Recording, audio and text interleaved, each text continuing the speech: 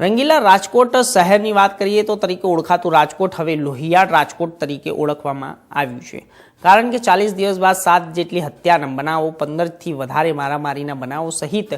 અન્ય ગુનાઓ પણ પોલીસના ચોપડે નોંધાઈ ચૂક્યા છે। ત્યારે સોમવારની રાત્રે રાજકોટ શહેરમાં થોરાડા પોલીસ સ્ટેશન વિસ્તારમાં આવેલા અમૂલ સર્કલ નજીક મુકેશ ગુજરાતી નામના એક ઈસમની લોહિયાળ હાલતમાં લાશ જોવા મળી હતી અને ઘટનાની જાણ થતાં Thorada police crime branch, SOG, ACP તથા ડીજીપી સહિત ઉચ્ચ અધિકારીઓનો કાફલો ઘટના સ્થળે પહોંચી ગયો અને મૃતક શખ્સની શોધખોળ આદરીને આ અંગેનું કારણ જણાવવા ચક્રો ગતિમાન કર્યા હતા અને ત્યારબાદ તેની સામે વધુ કાર્યવાહી હાથ ધરવામાં આવી છે અને 2 ઈસમોની ધરપકડ કરી લેવામાં આવ્યા બાદ સમગ્ર મામલો રાજકોટ પોલીસ વિભાગના ડીસીપી ઝોન 2 જગદીશ બાગરવા દ્વારા એક પત્રકાર પરિષદ યોજી હત્યા અંગેનો પર્દાફાશ કરવામાં આવ્યો અને આ તકે ડીસીપી દ્વારા જણાવ્યું હતું કે મૃતક મુકેશ ગુજરાતીની પત્નીને સાગર મકવાણા નામના યુવક સાથે પ્રેમ સંબંધ હતો, જે બાબતે મૃતક મુકેશ ગુજરાતી તેમજ તેમની પત્ની પ્રેમી સાગર મકવાણા સાથે અવારનવાર ઝડપાતા હતા અને ત્યારબાદ સાંજ પડે 4 વાગે સમયે મુકેશ ગુજરાતી અને તેની પત્ની સાથે ઝઘડો થયો અને ઝઘડામાં પત્નીનો પ્રેમી સાગર મકવાણા પણ વચ્ચે પડી બોલાચાલી કરી હતી અને મૃતક મુકેશ ગુજરાતી ત્યાંથી ચાલ્યો ગયો બાદ મૃતકની પત્ની અને તેનો પ્રેમી તેને શોધવા નીકળી ગયા હતા અને થોરાડ પોલીસ સ્ટેશન વિસ્તારમાં આવેલ અમૂલ સર્કલ નજીક મૃતક મુકેશ ગુજરાતી હોવાનું જાણવા મળ્યું હતું બાદ ત્યાં મૃતક, તેની પત્ની અને તેની વચ્ચે ઝઘડો થયો અને અંતે બોલાચાલી એટલી વધી હતી કે પ્રેમી સાગર મકવાણા દ્વારા પથ્થરના ઘા ઝીકી મુકેશ ગુજરાતીની હત્યા નહીં જવામાં આવી હતી અને ત્યારબાદ મૃતકની પત્ની અને તેની શોધખોળ કરી હતી। અંતે બંને પકડાઈ જતા હત્યામાં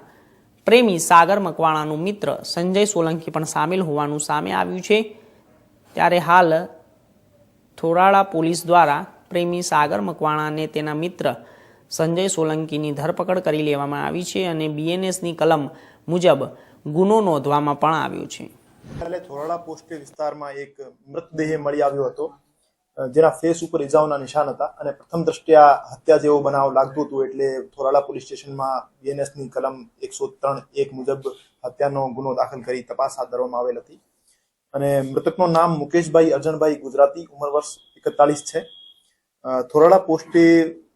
પીઆઈ શ્રી વાઘેલા અને એલસીબી ઝોન 1 પીએસઆઈ શ્રી બોરીસાગરના નેતૃત્વમાં તપાસ હાથ ધરવામાં આવેલ હતી અને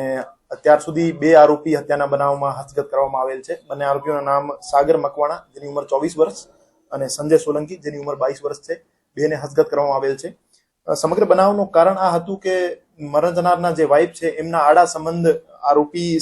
સાગર મકવાણા સાથે હતા અને સાગર મકવાણાને અને એમના વાઇફને વચ્ચે પેલા મરણ જનાર અડચણ રૂપે થતા હતા, એટલા માટે ઝઘડો થયો અને પથ્થરના ઘા કરી એમની મોત નિપજાવવામાં આવેલ હતી। આરોપી અને મરણ જનાર બંનેના ગુનાહિત ઇતિહાસ છે। મરણ જનારના વિરુદ્ધ